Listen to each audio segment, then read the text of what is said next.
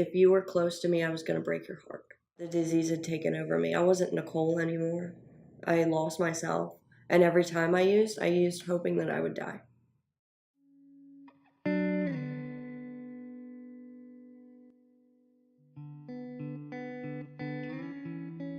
I had no idea it was the number one. I guess just being on the college campus, it makes it seem like such a friendly place. That's crazy. This little town is like opioid users? It's not apparent that that's going on. So the people that are suffering from this, are they out here in plain view with the rest of us, or are they hidden somewhere else? Because personally, I've never, experienced it, so I would say weak, because, you shouldn't have to resort to that to feel good.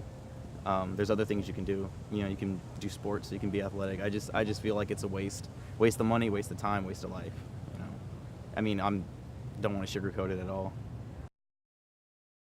I've seen a lot of people from around the country come here to get sober, and I feel a lot of times with sobriety comes relapse. The way I look at the program is you are going to get out of the program what you put into it.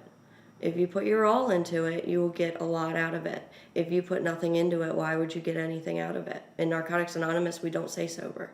We say clean. Living clean, because you're not stealing, you're not lying, you're not doing anything that you used to do in active addiction. We cause a lot of pain in our addiction. If you were close to me, I was going to break your heart. And I didn't want to. No part of me wanted to make my mom, my dad, and my sister cry every day and beg me. And the one thing they always said is, why can't you just stop? I destroyed them for a long time. And I know that I destroyed them. I'm grateful today because there was a time, it was a couple months ago, and I called my mom and she was asleep. She didn't sleep in my active addiction because she was waiting for the phone call that I was going to die.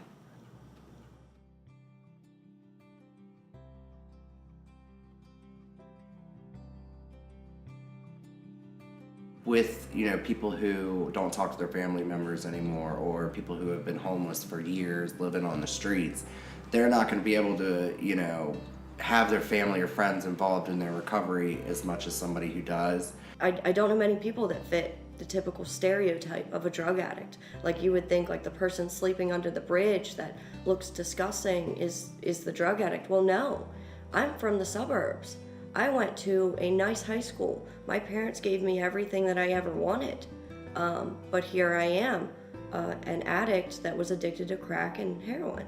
I'm proud of, my recovery and where I've come out today, and I feel that if other people felt that way as well and showed the world that we do recover, people only see things in like the negative way.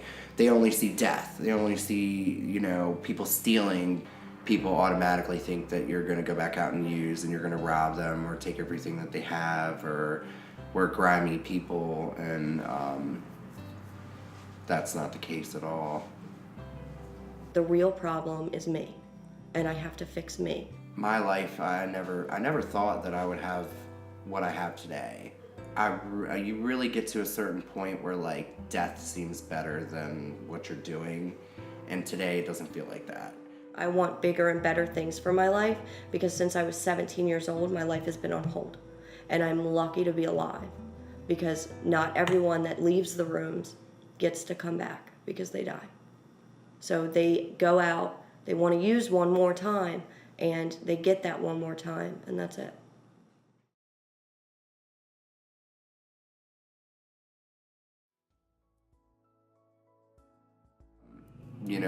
Me personally, I grew up not ever feeling like I was a part of. I always felt like I was like an outcast in high school or in college, and just life in general. Like I always felt like I was an outcast, and as soon as I came to the rooms, like I felt like I have like friends today. I mean, I've never felt a part of anything before, and like coming to Launch Pad and like being a part of what they started and have continued to do. I have like the coolest people in my life today, and I get to like be a part of other people's lives. It's been probably the biggest blessing I've ever received, to like be in hell and then to have experienced it and come out on the other side, and like having lived those two lives and being able to remember how bad things were, and like to know how good things are now, and to be extremely grateful for what I have today. If I could say one thing to those fighting addiction, it'd be to stay strong and get through it, and don't like stop randomly just because someone else is telling you to do it. Don't give up and accept the help that's offered to you. And you're not alone. It's very common. We all know people who are suffering with addictions. To not think that they're alone. There are always other people that are addicted, and there are other people who are troubled and need help, and there are plenty of resources out there that can help you. There should be no shame in being an addict unless you're not trying to fight your addiction. For the people who are struggling, or who have got it, or don't even know, or are in denial, like don't sell the miracle short before it happens, because everybody can be a miracle if they want to be. So